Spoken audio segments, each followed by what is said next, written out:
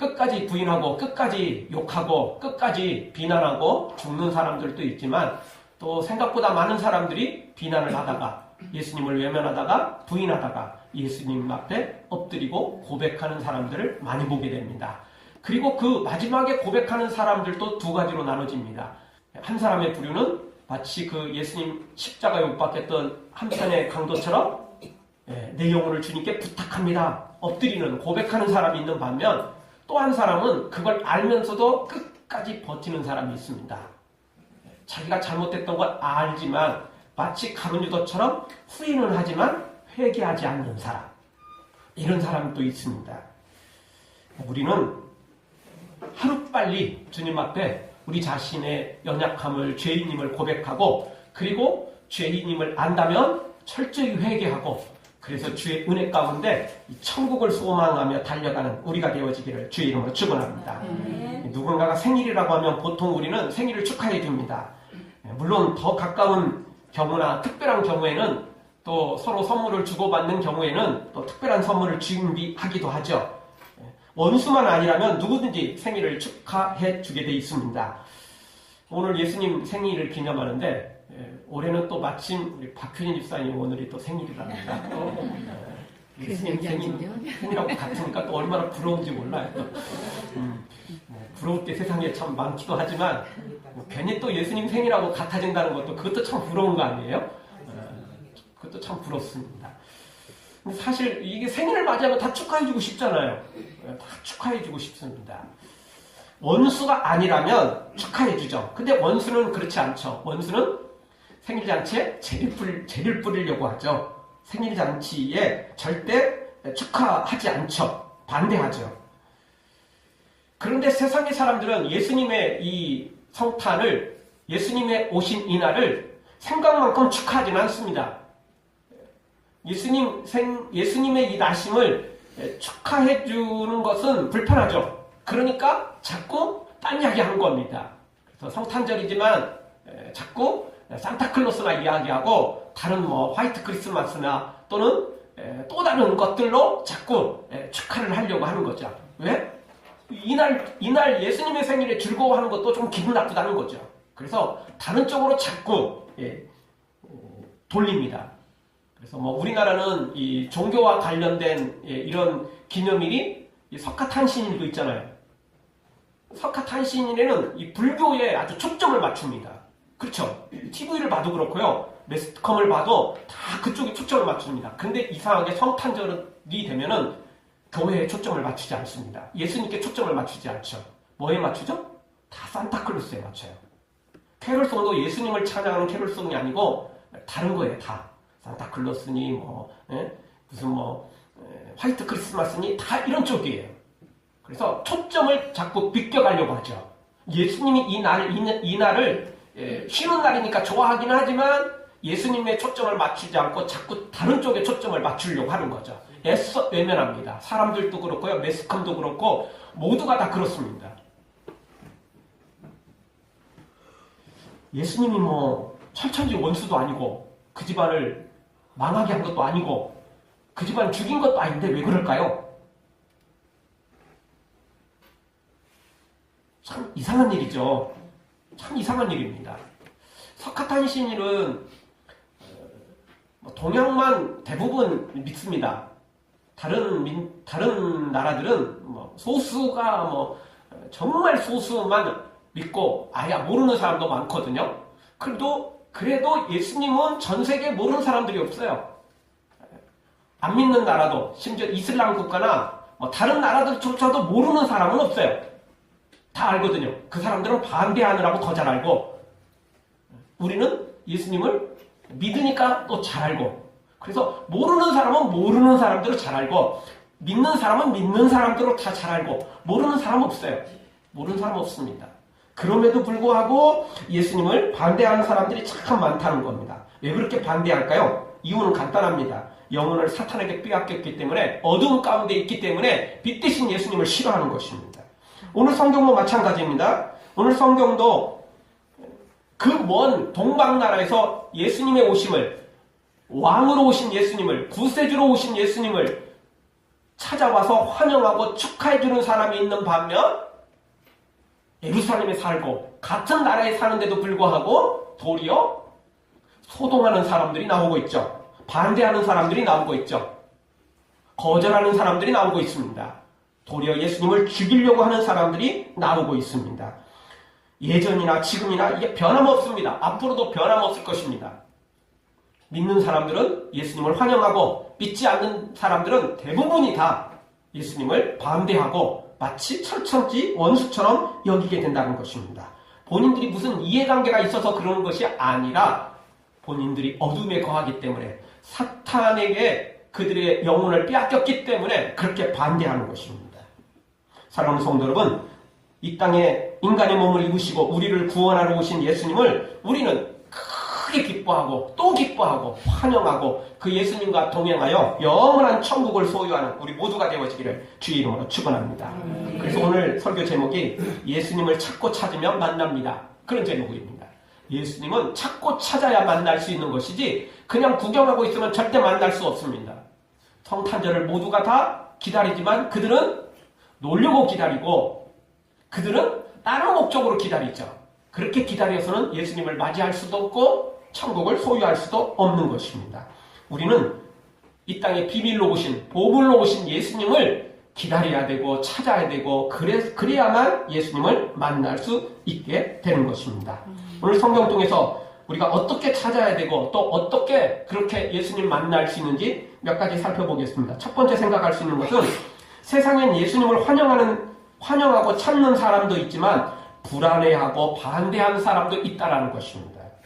오늘 성경 1절 2절에 보면 예수님께서 세상에 오시자 어느 나라인지는 정확히 모르지만 저 먼 동방에서부터 구원자를 찾아온 박사들이 나오고 있습니다. 이들은 오랜 세월에 걸쳐서 예수님을 찾으러 온 것입니다.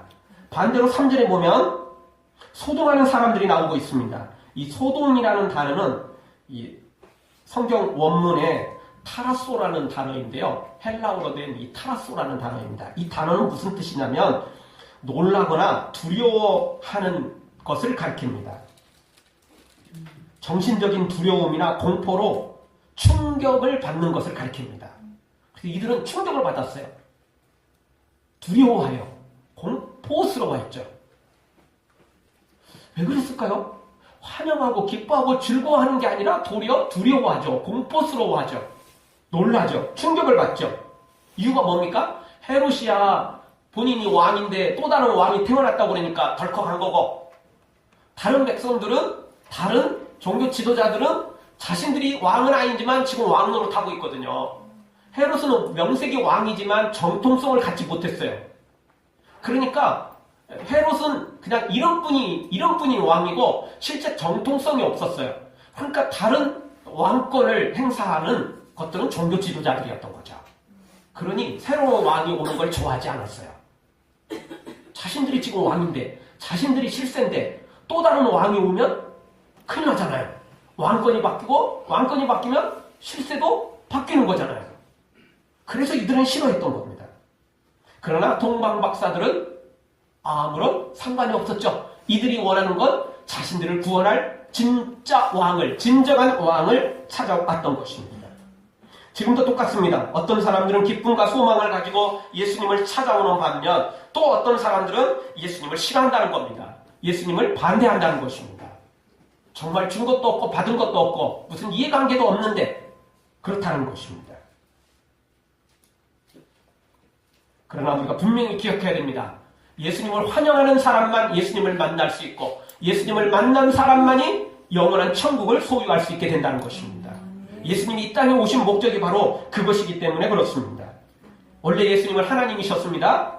그래서 지난주에 말씀드렸던 것처럼 예수님은 엄밀하게 말하면 탄생이 아니에요. 강생입니다. 하늘에서 내려오셨다고요. 강생이라는 이름의 그 강생이라는 단어 뜻이 신이 하늘에서 내려왔다는 뜻이라는 거죠. 그래서 탄생이 아니에요. 탄생은 그냥 태어난 거죠. 예수님은 실제 태어난 게 아니고 하늘에서 내려오셨어요. 원래 계시던 분이죠. 어떤 분이 태어난 게 아니에요. 하늘에서 내려오신 분이죠. 이 예수님께서 육신을 입으시고 이 땅에 내려오셨던 거죠. 낮고 낮은 구유에 내려오셨습니다. 그리고 십자가까지 지셨죠. 그 예수님을 믿기만 하면 우리는 영원한 천국을 소유하게 되어 있다는 것입니다. 그런데 많은 사람들은 이 예수님을 싫어합니다. 이 예수님을 반대한다는 거죠. 지금도 똑같습니다. 교회가 좋은 일 할 때는 입 딱 다물고 있습니다. 그러다가 교회에서 어떤 안 좋은 소문이, 안 좋은 뉴스거리가 나오면 얼마나 입에 침을 튀기면서 비난하고 욕하는지 몰라요. 마치 하이에나처럼 달려들어서 비난하고 욕을 하게 됩니다. 그러다가 교회가 좋은 일, 큰 일을 하게 되면 또 입 딱 다물어버려요. 그럴 때는. 외면해버리죠.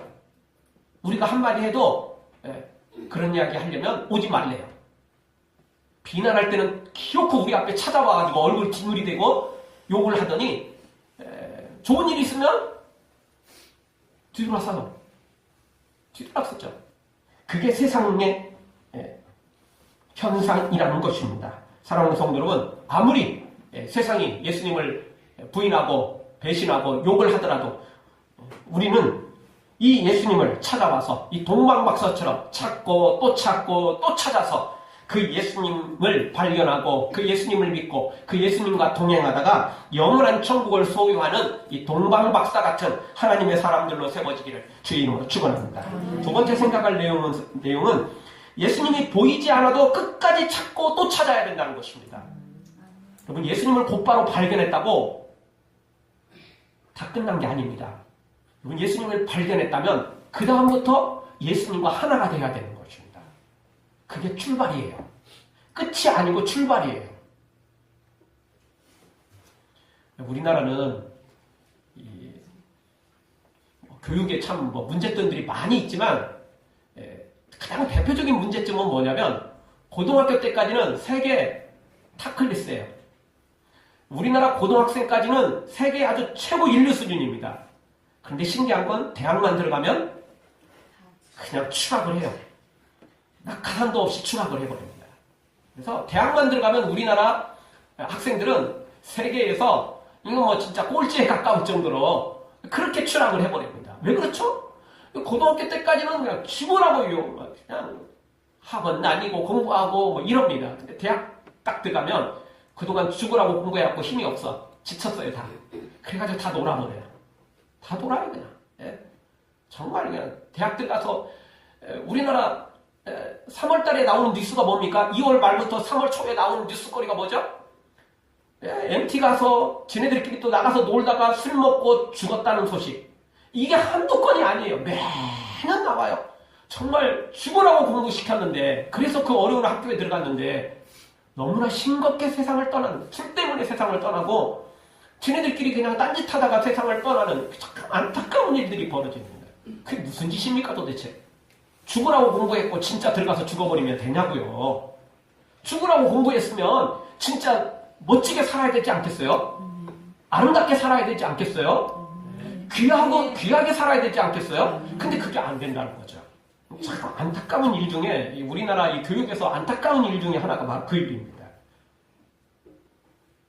고등학교 때까지는 조금 놀더라도 대학 들어가서 진짜 죽으라고 공부를 해야 되는데 이게 거꾸로 됐으니까 참 안타까운 일이라고 볼 수 있습니다.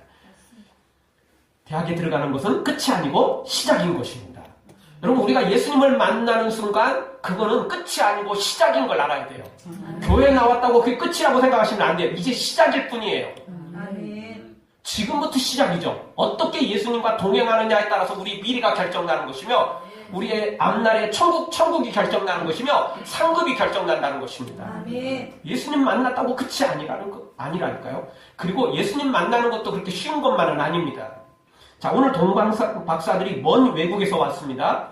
많은 성경학자들은 이 동방박사들이 이 바벨론에 있던 사람들이다라고 추측을 하기도 합니다.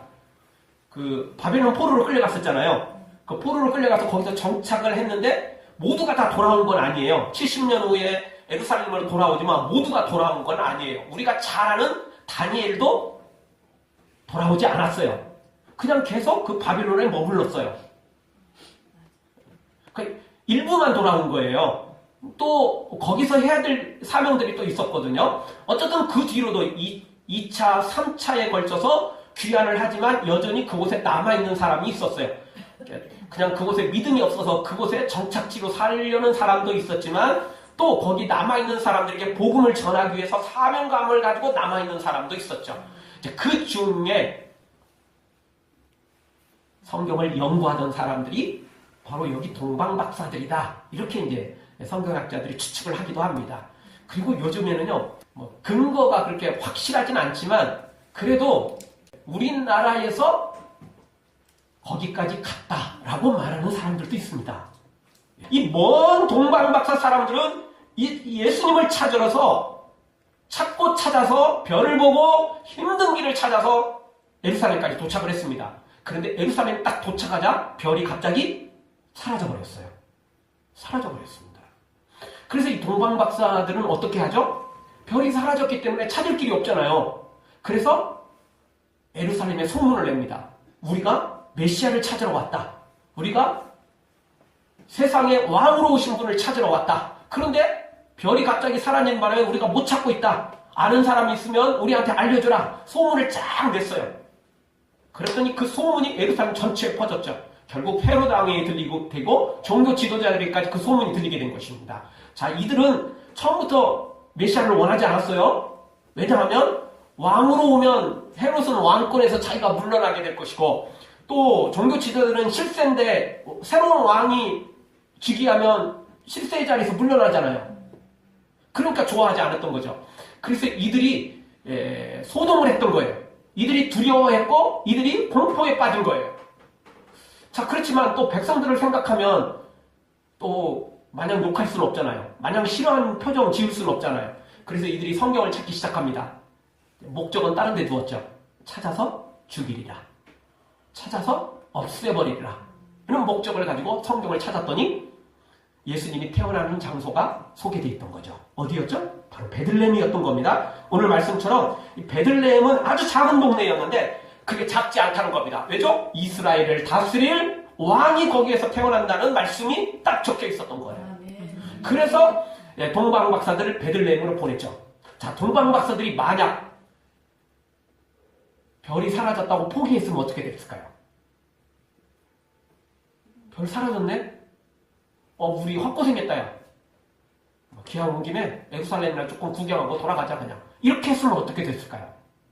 못 만나는 거죠. 만날 수 없는 겁니다. 헛고생인 거죠. 헛고생인 것입니다. 그런데 동방박사들은 멈추지 않았어요. 그걸 온 동네 소문, 베들레헴, 예루살렘에 소문을 내서 도대체 어느 동네인지 정확히 찾기를 원했던 겁니다. 그만큼 간절했다는 거예요. 그만큼 예수님을 찾고 또 찾기를 원했던 것입니다. 그리고 베들레헴이라는 소식을 듣고 베들레헴을 향하여 또 달려가죠. 가다 보니까 뭐가 또 나타났어요? 별이 또 나타난 겁니다. 왜? 베들레헴이 뭐 아무리 조그만 동네라도 여러분 우리 시골 조그마한 몇 집 사는 동네나요? 그렇지는 않아요. 베들레헴도 그렇게 아주 조그만 동네는 절대 아니에요. 몇 가구 모여 사는 그런 동네 아니라고요. 몇 가구 살면 그건 금방 찾죠. 그 베들레헴도 도시예요. 하나의 도시라고요. 그 쉽게 찾는 게 쉽지 않아요. 찾는 게 쉽지 않죠. 그런데 그 베들레헴을 향하여 베들레헴이라는 걸 알지만 그 엄청난 사람 중에 누구를 찾겠어요. 아기가 태어났는데 그게 얼마나 많은 악인지 어떻게 알 거예요. 그럼에도 불구하고 이 동방박사들은 포기하지 않고 또 달려갑니다. 애매하지만 너무 찾을 확률이 쉽지 않지만 그래도 달려갑니다. 그랬더니 별이 나타나서 또 인도하죠. 별이 나타나서 인도하는 걸 보게 됩니다. 그래서 그 별을 따라서 정확히 예수님이 머물고 있는 그 집까지 달려가게 되죠. 그 별이 정확히 또 인도해 주었거든요. 그렇습니다. 구경꾼은 절대 천국을 얻지 못하고 가다가 멈춘 사람도 천국을 얻지 못하게 되는 것입니다. 중간에 예수님을 찾으다가 사라져도 없어져도 보이지 않아도 그래도 멈추지 말고 또 찾고 또 찾아야 됩니다. 도저히 갈 길이 힘들다면 잠시 멈췄다 가더라도 또 가야지 거기서 포기해버리면 안 됩니다. 좌절하면 안 됩니다. 뒤돌아서면 안 된다는 것입니다. 그래서 성경은 우리에게 말합니다. 쟁기를 잡고 뒤를 돌아보지 말라는 것입니다. 앞을 향해서 전진하고 또 전진해야 된다는 것입니다. 잠언 8장 10절 뜻은 나를 사랑하는 자들이 나의 사랑을 입으며 나를 간절히 찾는 자가 나를 만날 것이다 말합니다. 예수님은 보물과 같습니다. 천국은 감춰진 보물입니다.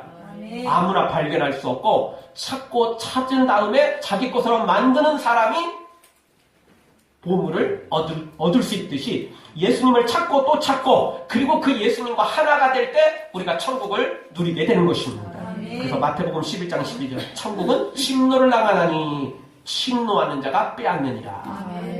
여러분 천국은 누구든지 빼앗으라고 말씀했습니다. 강제로 도둑놈이 빼앗는 것이 빼앗는 게 아니고 하나님이 누구든지 천국을 보여주면서 가져가라고 말했어요. 누구든지 들어오면 준다는 거예요. 다만 들어오지 않으면 찾지 않으면 천국은 소유할 수 없게 되는 것입니다. 하나님께서 공개적으로 누구든지 가져가라고 말씀하셨다고요. 그러니까 침노해야 돼요. 천국은 나의 것으로 만들기 위해서 우리가 전진해야만 되는 것입니다. 아멘. 여러분 여기에 좋은 전구가 있다고 치죠. 네. 우리도 지금 이 천장에 전구들이 있습니다. 이거 다 LED 전등입니다. 그래도 조금 비싼 겁니다. 네. 근데 여러분 아무리 비싼 전구가 있다 할지라도 전기가 안 들어오면 어떻게 되죠? 아무 소용없어요. 아무 소용없어요. 여기 뭐 금으로 막 보석으로 치장을 한 전구라 할지라도 뭐 하나에 뭐 수천만 원, 수억을 호가는 전구라 할지라도 전기가 안 들어오면 아무 소용없어요. 뭐 그냥 비싸게 돈 받고 팔 수는 있을지 모르지만 전기가 필요할 때는 아무 소용없는 거예요. 그거 아무 소용없는 거예요. 5촉짜리도 좋고 10와트짜리도 좋고 아니 1와트짜리도 좋으니까 뭐 그냥 공짜로 주어지는 것도 좋습니다. 전기만 들어오면 그것이 진짜 전구가 되는 거예요. 그런데 사람들은 비싼 전구만 되려고 합니다. 그래서 다 부귀영화를 누리려고 하고 출세하려고 하고 성공하려고 하고 그래서 외모를 가꾸고 그래서 스펙을 쌓고 그래서 아주 명문 가문을 다 만들어내려고 합니다. 그래봤자 전기 안 들어가면 아무 소용없어요. 전기 안 들어가면 그거 아무 소용없는 인생입니다. 우리는 전구와 같고 그 전기는 바로 하나님이십니다. 바로 예수님이십니다. 보잘것없는 전구라 할지라도 먼지 많이 묻어있는 전구라 할지라도 그렇게 남들이 알아주지 않는 전구라 할지라도 전기만 들어오면 우리는 빛을 발할 수 있다는 것입니다. 빛 대신 예수님께서 우리 마음에 들어오시기만 하면 우리 영혼에 들어오시기만 하면 우리는 자동으로 빛을 발하게 되어 있습니다. 따라서 우리가 대단한 명품 인생을 만들려면 부귀영화, 출세, 성공 이런 게 중요한 게 아니고 일단은 빛 대신 예수님을 내가 영접하고 난 다음에 뭔가를 가꾸어야 된다는 것입니다. 중요한 건 빛 대신 예수님을 맞아들여야만 된다는 것입니다. 사랑하는 성도 여러분, 천국 가는 길은 예수님밖에 없음을 믿고 구원자 대신 빛 대신 예수님을 찾고 또 찾아서 기억고 만나고 그 예수님과 동행해서 영원한 천국 소유하기를 주의 이름으로 축원합니다. 마지막으로 생각할 수 있는 것은 끝까지 믿고 전진하면 인도함을 받고 큰 기쁨을 얻게 된다는 것입니다. 이미 말씀드렸던 것처럼 10절에 보면 사라졌던 별이 갑자기 나타납니다. 중간에 사라졌어요. 그런데 갑자기 나타납니다. 왜 나타날까요? 이유는 동방 박사들이 베들레헴을 향하여 달려갔기 때문에 그렇습니다. 포기하지 않았기 때문에 그렇습니다. 여러분 예수님은 보물과 같다고 그랬습니다. 아무나 주어지지 않습니다. 돼지에게 진주를 던지는 사람이 없듯 하나님은 아무에게나 예수님의 이름을 천국을 상급을 영생을 던져주지 않습니다. 누구에게 던져줍니까? 간절히 소망하는 사람, 간절히 찾는 사람, 예수님을 귀히 여기는 사람 이런 사람들에게 천국을 주며 영생을 상급을 주신다는 것입니다. 찾고 또 찾아야 됩니다. 안 보여도 멈추지 말고 포기하지 말고 뒤돌아보지 말고 좌로나우나 치치지 말고 전진해야 된다는 것입니다. 그래서 예수님은 마태복음 16장 24절에서 이렇게 말씀하시죠. 아무든지 나를 따라 부르거든 자기를 부인하고 자기 십자가를 지고 나를 좇을 것이다. 그렇지 않으면 예수님 찾아갈 수 없어요. 부귀영화도 누리고 세상의 출세 성공도 쾌락도 다 누리면서 천국도 간직하려고 하면 다 놓쳐요. 다 놓치게 되어 있습니다. 세상 것은 내려놓고 육적인 것 다 내려놓고 예수님을 영접해야 됩니다. 하나님을 바라봐야 됩니다. 천국 바라봐야 됩니다. 그렇게 되면 이 땅에 있는 것도 하나님이 주시면 풍성하게 누리게 될 것이고 또 혹시 이 땅에서 못 누려도 영원한 천국에서 다 우리가 누리게 될 거니까 전혀 손해볼 게 없다라는 것입니다. 아니, 손해보는 게 문제가 아니라 우리는 대박인생 되는 것입니다. 그러나 이 땅에서 부귀영화, 출세, 선거 이런 거 쾌락들 누리려고 살다가는 몇십 년 못 누리다가 결국 영원한 지옥 형벌에 떨어지게 될 것입니다. 모든 것을 다 놓쳐버리게 될 것입니다. 천국도, 그리고 이 땅에서 자기가 누리고 고생했던 것조차도 하나도 누리지 못하기는커녕 도리어 그 죄 때문에 지옥에서 더 큰 형벌을 받게 되는 것입니다. 여러분, 천국도 상급이 다 다르지만 지옥도 마찬가지예요. 똑같은 지옥 아닙니다.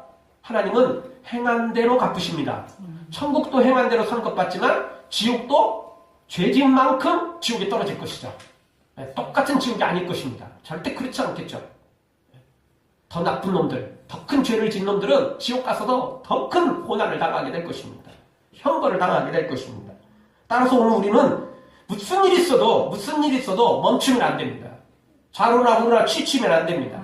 생기를 잡고 뒤를 돌아보면 안 된다고요. 내 생명을 내어놓고서라도 예수님 믿고 따라가기만 하면 결국 우리 주님께서 우리를 인도해 주신다는 겁니다. 여기 동방 박사들이 포기하지 않고 베들레헴을 향하여 달려갔더니 사라졌던 별이 갑자기 다시 나타나요. 그리고 그 별이 정확히 예수님이 머물고 계시는 그 집까지 정확히 인도해야 됩니다. 그래서 오늘 성경 9절을 보십시오. 박사들이 왕의 말을 듣고 갈새 동방에서 보던 그 별이 문득 앞서 인도하여 가다가 악이 있는 곳 위에 머물러 섰는지라. 정확히 예수님 위에 딱 멈춰 섰어요. 별이 딱 멈춰 섰어요. 그래서 10절, 저희가 별을 보고 가장 크게 기뻐하더라. 이 지금 최고의 단어들을 쓰고 있잖아요. 가장 크게 기뻐하더라. 최고의 이 감탄사들을 사용하면서 최고의 단어를, 최상급의 단어를 사용하면서 반복하면서 이 기쁨을 표현하고 있다는 것입니다. 우리도 예수님 끝까지 따라가고 또 따라가면 주님께서 동방 박사들에게 별로 인도해 주었던 것처럼 성령님으로 그리고 참된 빛으로 우리를 천국까지 인도해 갈 것이며 우리는 천국에 도착하는 그 순간까지도 이 하늘의 기쁨, 하늘의 평화를 누리게 될 것이며 천국에 딱 도착하는 순간 감히 표현할 수도 없을 만큼 그 기쁨에 그 행복에 겨워서 영원히 살게 될 것입니다. 우리 그날을 바라보면서 지금 조금 힘든 일이 있어도 지금 조금 어려운 일이 있어도 예수님이 눈에 보이지 않고 이따금씩 천국이 사라지는 것처럼 보여도 사탄이 우리를 힘들게 해도 절대 포기하지 않고 믿음으로 달려가서 영원한 천국 소유하고 그 천국 가는 길까지 빛 대신 우리 예수님께서 우리도 동방박사를 인도한 것처럼 우리도 시스템대로 인도해 주시고 도우시고 함께 하시는 그 은혜 다 누리며 승리하기를 주의 이름으로 축원합니다. 아멘. 기도하겠습니다. 우리 통성으로 잠깐 한 1분만 기도할 때